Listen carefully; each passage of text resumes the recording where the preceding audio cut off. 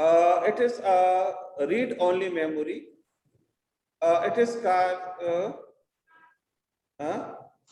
the primary memory. लेकिन इसमें होता ये है कि जब इसमें एक बार डेटा स्टोर हो जाए वो फिर परमानेंट हो जाता है and it can never be changed. इसको खत्म नहीं किया जा सकता, इसको हम चेंज नहीं कर सकते. अब देखें रोम में होता क्या है. जब आप कंप्यूटर को ऑन करते हो तो कंप्यूटर के स्क्रीन के ऊपर जैसे आप ऑन करते तो कुछ लिखाई नजर आती है. मैं अपने कंप्यूटर को रिस्टार्ट नहीं कर सकता, लेकिन आप लैब में आप स्टार्ट करते हैं तो जब आप स्टार्ट करते हैं तो कुछ ब्लैक स्क्रीन होता है, उसके ऊपर कुछ व्हाइट किस्म की लिखाई होती है. अब ये लिखाई कहाँ पर स्टोर होती है? रोम के अंदर स्टोर होती है. तो जैसे ही कंप्यूटर को आप ऑन करते हो तो सबसे पहले कहाँ से इंफॉर्मेशन को वो गेट करता है? रोम से. तो ये इंफॉर्मेशन भी कंप्यूटर के अंदर स्टोर होती है कि देखिए रोम तो आपने कंप्यूटर तो आपने स्टार्ट कर दिया, लेकिन इसमें विंडोज कहाँ पर पड़ी है? उस विंडो को हम कैसे ओपन करें? तो ये इंफॉर्मेशन भी रोम के अंदर पड़ी होती है. तो वो उस पोजीशन पर जाकर विंडोज से इंफॉर्मेशन को हार्ड डिस्क से इंफॉर्मेशन को गेट करते हैं और आपके कंप्यूटर के ऊपर विंडोज को लोड कर लेता है. अच्छा, अब रीड ओनली मेमोरी हम इसको क्यों बोलते हैं? कि इसको सिर्फ रीड किया जा सकता है, इसको राइट नहीं किया जा सकता. तो दो तरीके से इसको राइट किया जा सकता है कि जिस कंपनी से वो कंप्यूटर बिलोंग करते हैं, जिसने उस कंप्यूटर को बनाया है, so at that time it writes in ROM. दूसरा फिर क्या है कि हमारे साथ जो बायोस सेटिंग होती है तो उसके अंदर हम कुछ इंफॉर्मेशन को चेंज कर सकते हैं. वो इंशाल्लाह जब कभी हमारी फिजिकल क्लास होगी तो यहाँ पर मैं क्लासरूम को आपको प्रैक्टिकली भी दिखा सकूंगा कि कैसे हम उसको चेंज कर सकते, कुछ इंफॉर्मेशन को, सबको नहीं. अच्छा, the information from the memory can only be read and it is not possible to write fresh information to it. इसके ऊपर fresh information आप नहीं लिख सकते. This is the reason why it is called ROM. R stands for read, O stands for O, and M for memory. So read only memory. अच्छा बेटा, ये race करने की जरूरत नहीं है, हैंड रेस करने की. आपने कोई क्वेश्चन करना हो डायरेक्ट मुझसे क्वेश्चन करें, अपने माइक को अनम्यूट करें. ठीक है, तो म्यूट अनम्यूट करके मुझसे क्वेश्चन आप कर सकते हैं. So when the power supply is switched off, the information stored inside ROM is not lost, as in the case of RAM. RAM में तमाम इंफॉर्मेशन खत्म हो जाती है, ठीक, लेकिन ROM के अंदर इंफॉर्मेशन जो है खत्म नहीं होती. ठीक, ROMs are mainly used by the computer manufacturers for storing the microprograms that they cannot be modified by the user. मैंने आपसे कहा कि इसको कौन लिखता है? वो लोग जिन्होंने कंप्यूटर को इजाद किया होता है, वो लोग इसमें चेंज कर सकते हैं. ठीक है. Now let's come to the secondary storage devices.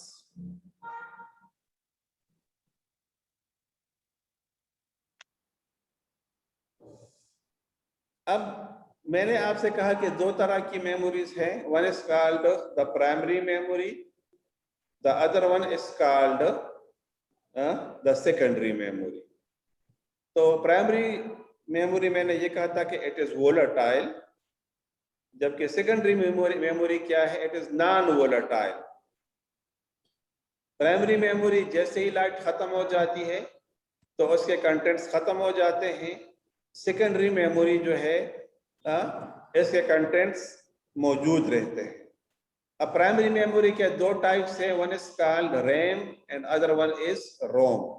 अब रैम के अंदर जो है जो कंटेंट्स हैं डायरेक्ट लाइट के साथ कनेक्टेड है, जबकि रोम के साथ जो इंफॉर्मेशन हैं एक बार आपने लिख ली then they are forever and they can never be changed. ठीक, तो ये दोनों में फर्क है। अब सेकेंडरी स्टोरेज में क्या है कि टाइम टू टाइम आपको जरूरत पड़ती है, आप अपनी रिक्वायरमेंट्स के मुताबिक इसमें चेंज करते रहते हो, और जब वो आपकी जरूरत पूरी हो जाती है तो दूसरी इंफॉर्मेशन जो है आप उसमें लिख सकते हो। पुराना डेटा है आप उसको डिलीट कर सकते हो, नया डेटा आप डाल सकते हो।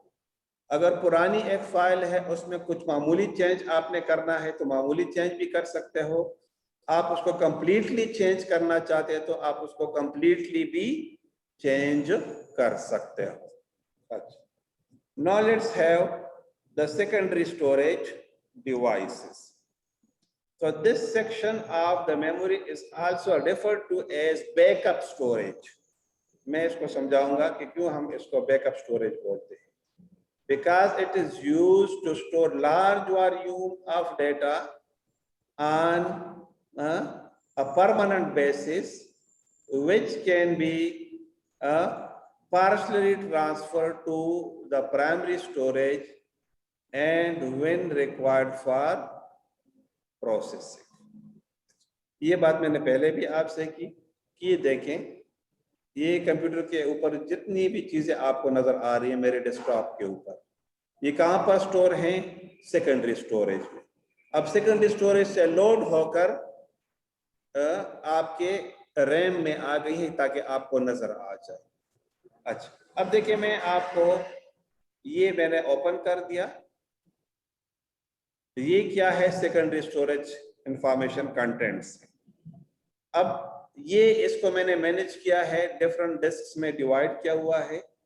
ठीक, ये मैंने क्लिक कर दिया, ये कंटेंट्स कहां पर अभी पड़ी हुई हैं? सेकेंडरी स्टोरेज के अंदर पड़ी हुई है। फॉर एग्जांपल देखिए मैं इस एक फाइल को ओपन करता हूं तो ये पड़ी कहां पर है? सेकेंडरी स्टोरेज में पड़ी है। लेकिन देखिए अब मैं इसको ऊपर डबल क्लिक कर रहा हूं तो अब ये लोड होके कहां पर आ गया? सेकेंडरी स्टोरेज से प्राइमरी स्टोरेज में आ गया। तो ये कंटेंट्स अब आपको जब नजर आने लगी हैं तो ये कहां पर एग्जिस्ट करता है? No, it is available in a primary storage. तो प्राइमरी स्टोरेज में जो चीजें होंगी वो आपको स्क्रीन पर नजर आएंगी, जबकि सेकेंडरी स्टोरेज में पड़ी होती हैं कि जब आपको जरूरत पड़े तो आप उसको ओपन करें, जरूरत नहीं होती तो आप उसको वापस सेकेंडरी। अब देखिए जो बुक मैंने ओपन की थी वो फिर मैंने बंद कर दी तो वापस सेकेंडरी स्टोरेज में अब भी पड़ी हुई, देखिए ये स्टिल इट इज स्टोर्ड। इस तरह देखिए ये आप लोगों का फोल्डर है FLC frontier law college, it is the scale development. अब देखिए यहाँ पर ये एक फाइल है से for example hardware and software, तो देखो मैंने इसके ऊपर क्लिक कर दिया तो स्टोर कहां पर है? ये अभी सेकेंडरी स्टोरेज में। मैंने ओपन कर दिया, अब देखिए ये कंटेंट्स आपको नजर आ गए। तो ये अब आपको कहां पर नजर आ रही हैं? ये कंटेंट्स प्राइमरी स्टोरेज से अब आपको नजर आ रही है। अब देखिए मैंने अगर इसमें कोई एक चेंज कर दिया, मैं एक मामूली सा चेंज कर देता हूं, से फॉर एग्जांपल मैंने यहां पर लिख दिया दी एंड, या और ये मैंने से सेव कर दिया।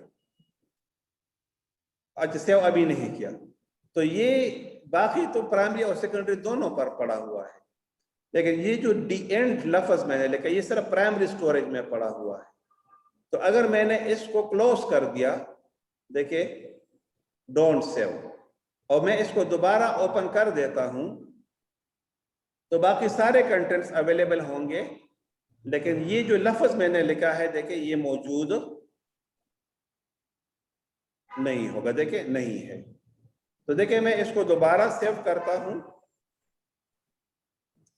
से सैयद इरफानुल्लाह, मैंने इसको साइज बड़ा कर दिया, ठीक। ये कलर भी मैंने इसका चेंज कर दिया, रेड कलर मैंने इसको कर दिया। अब देखिए मैं इसको सेव करता हूं, तो सेव करने में होता क्या है कि जो डेटा आपके प्राइमरी मेमोरी में या रैम में पड़ा होता है वो सेकेंडरी मेमोरी में चला जाता है, यानी हार्ड डिस्क के ऊपर चला जाता है। देखिए मैं इसको सेव मैंने प्रेस कर दिया, ठीक। जब मैंने सेव प्रेस कर दिया, अब देखिए मैं इसको फिर क्लोज करता हूं। अब मैं दोबारा इसको ओपन करूंगा तो वो तमाम कंटेंट्स इंक्लूडिंग जो मैंने लिख दिया है अभी वो भी लोड होगा।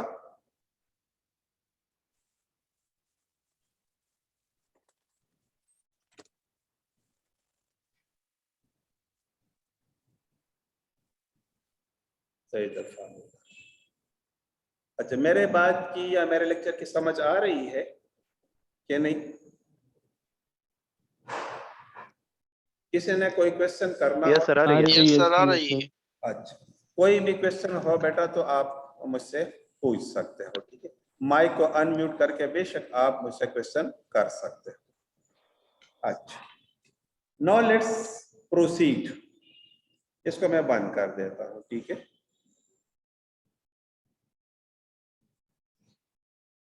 Okay, the storage capacity of the primary storage of today computers is not sufficient to store a large volume of time and handled by most of the processing entries. There is an additional memory called auxiliary memory or secondary memory is used with most computer systems. अच्छा, अब देखिए हमारे computer के अंदर अगर हम primary memory की बात करें तो मैं यहाँ पर शायद थोड़ा सा शो करने की कोशिश मैं करूंगा कि आपको मैं प्राइमरी मेमोरी मेरे कंप्यूटर की जो है वो कितनी मैं आपको शो कर दूं, ठीक है। अभी देखा क्या लिखा हुआ है, इंस्टॉल्ड मेमोरी रैम 8 GB। इसमें कितनी मेमोरी है? 8 GB रैम है इसके अंदर, ठीक। लेकिन अगर मैं इसके हार्ड डिस्क को आपको शो कर दूं, ठीक है, कि हार्ड डिस्क इसके अंदर कितना है, तो हार्ड डिस्क जो है इसका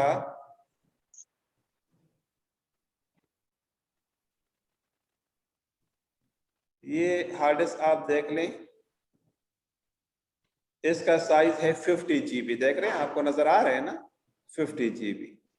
अच्छा, इसका साइज आप देख लें कितना है, 47 GB।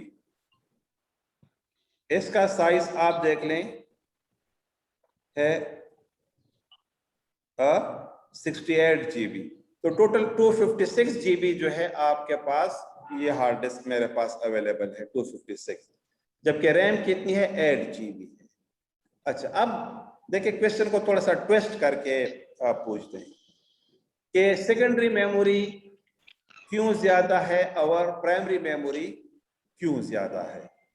अब देखिए इसकी वजह मैं आपको बता दूं कि जब आप मार्केट से रैम को खरीदते हैं तो 8 GB का एक स्लॉट आपको कम से कम जो है 8000 का मिलेगा, 8 GB का स्लॉट। अच्छा, अब अगर इसकी निस्बत आप देख लें कि जो सेकेंडरी स्टोरेज है हार्ड डिस्क, तो 8000 में आपको 256 GB का हार्ड डिस्क मिल जाता है। तो बताने का मकसद क्या है कि सेकेंडरी स्टोरेज डिवाइसेस की जो प्राइसेस है वो कम है, जबकि प्राइमरी स्टोरेज डिवाइसेस की प्राइस जो है वो ज्यादा है। तो ये मेन रीजन है कि जिसकी वजह से प्राइमरी स्टोरेज को नॉर्मली कंप्यूटर में कम रखते हैं और सेकेंडरी स्टोरेज को कंप्यूटर्स में ज्यादा रखते हैं। अब अगर हम ये कहते हैं कि 250 GB की रैम हमें अवेलेबल हो, तो ये जो मेरा 50,000 का कंप्यूटर है इसकी प्राइस जो है 2 लाख से भी ऊपर हो जाएगी। सो ये एक रीजन है। इसी तरह देखिए, आप मोबाइल भी खरीदते हो ना, तो वो लोग जो पबजी गेम और इस तरह के गेम्स खेलते हैं तो उनको रैम ज्यादा चाहिए होता है। तो जब वो बाजार से, हेलो,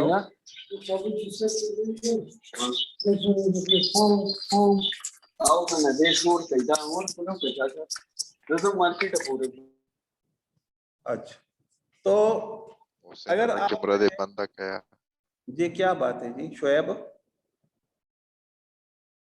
कोई बात है शोएब? जी जी डबल आवाज मातारा जी सर। हाँ, लागा मैं म्यूट कर, लागा बाकी स्टूडेंटान में म्यूट कर, समझ? Right sir. ओके। अच्छा, कि आप अगर इस तरह का मोबाइल खरीदे कि जिसमें रैम ज्यादा हो, तो अगर 2 GB रैम वाला मोबाइल आप खरीदते हो, ठीक है, तो उसकी प्राइस जो है 15-16 हज़ार उसका प्राइस होता है।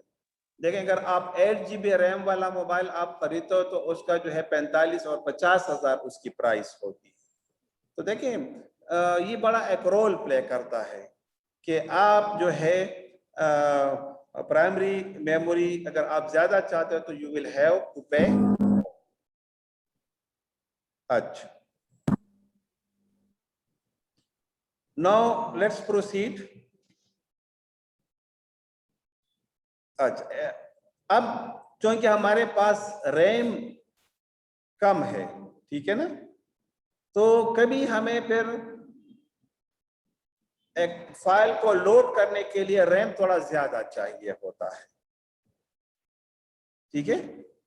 तो ऐसी सूरत में फिर हम क्या करते हैं कि हार्ड डिस्क के ऊपर हम डेटा को स्टोर करते हैं, कुछ डेटा को, ठीक है। हम उसको फिर ऑक्सिलरी मेमोरी बोलते हैं और स्पूल हम उसको बोलते हैं, ठीक है। तो स्पूल में क्या होता है कि कुछ डेटा आपका हार्ड डिस्क के ऊपर भी स्टोर होता है, लेकिन वो पार्ट होता है आपके रैम का। बहरहाल ये टेक्निकल डिस्कशन है, आपसे पेपर में इतनी बड़ी बात नहीं पूछी जाती, लेकिन सिर्फ मैंने आपकी इंफॉर्मेशन के लिए आपको बता दी, ठीक है। अब secondary storage different type of devices है।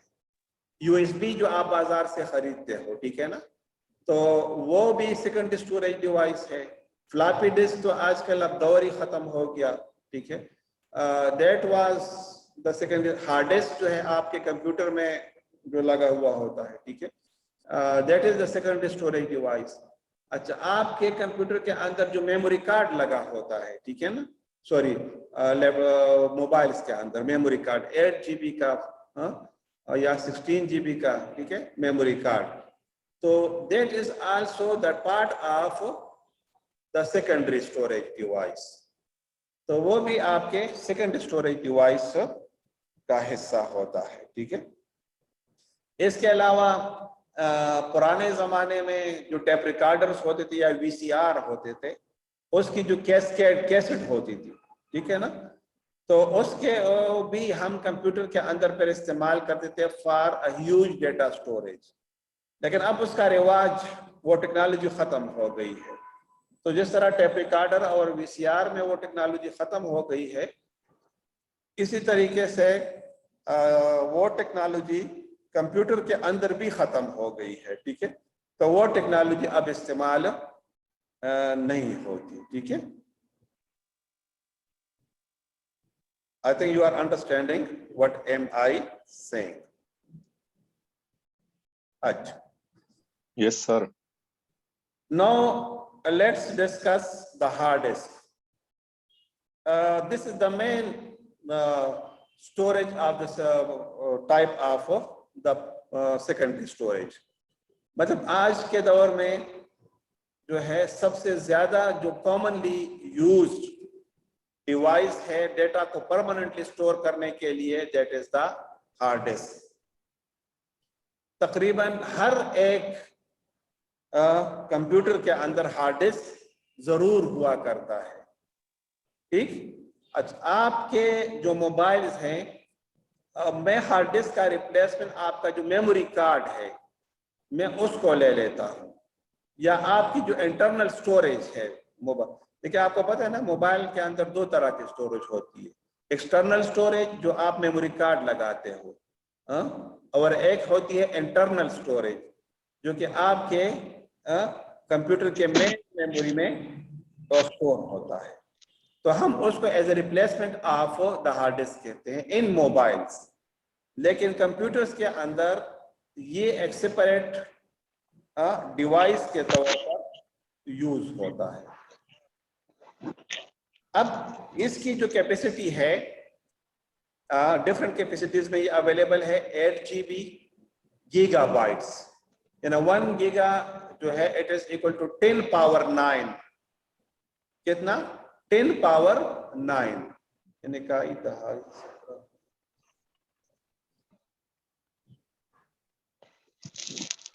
यानी 1 बिलियन वर्ड्स। कितने? 1 अरब अल्फाज, 1 बिलियन वर्ड्स। बात की समझ आ रही कि नहीं? कैरेक्टर्स आप इसमें स्टोर कर सकते हो, यानी THE ये 3 कैरेक्टर्स है, ये स्पेस 4 कैरेक्टर, HARD, तो ये टोटल 8 कैरेक्टर्स है। इस तरीके से आप ये देखें, ये लिखाई मत किया करें, ठीक है ना, ये स्क्रीन के ऊपर लाइनें मत किए, ठीक है। अच्छा, अब मैं कहता हूं कि अगर 1 GB आपका डिस्क होगा तो उसमें 1 अरब कैरेक्टर्स आप स्टोर कर सकते हो, 1 बिलियन कैरेक्टर्स आप इसमें स्टोर कर सकते हो। तो अगर 8 GB उसका साइज होगा तो फिर कितना आप स्टोर कर सकोगे? 8 बिलियन। अगर 10 GB उसका साइज होगा, GB stands for gigabytes, stands for what? Gigabytes, stands for gigabytes. तो गीगा इज 10 पावर 9, यानी 1 अरब, और बाइट का क्या मतलब है? 1 कैरेक्टर। अच्छा, 20 GB 40 GB are quite common. अब मैंने आपसे कहा कि जो मेरा मोबाइल है उसके अंदर जो मेमोरी कार्ड है वो 8 GB का मेमोरी कार्ड है। तो मैं इसमें डिफरेंट टाइप ऑफ गेम्स को भी स्टोर करता हूँ, सॉन्ग्स को भी स्टोर कर सकता हूँ, मूवीज को भी मैं स्टोर कर लेता हूँ, ठीक है, वगैरह वगैरह, ठीक है। लेकिन अब रिक्वायरमेंट ज्यादा हो गई है, आपके पास व्हाट्सएप आ गया, रोजाना कोई 200-300 मैसेजेस आती हैं, ठीक है। यूट्यूब से जो है आप कोई मूवी देखते हो उसको आप स्टोर करते हो, कोई फिल्म आपको पसंद आ गई, कोई नात वगैरह गाने आपको पसंद आ जाते हैं, ठीक है।